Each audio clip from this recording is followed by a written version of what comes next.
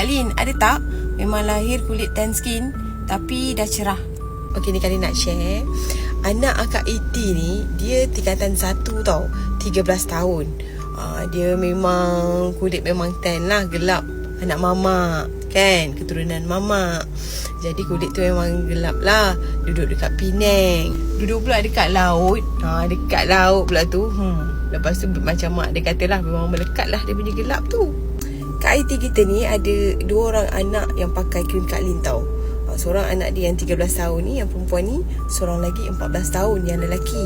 So Kak Lin nak share yang perempuan ni dulu.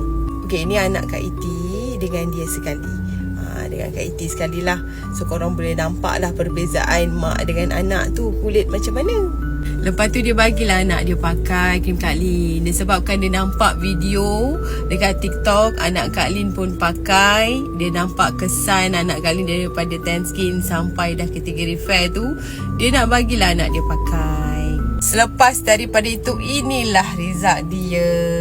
Tada! Dah nak lebih kurang dah dengan mak dia.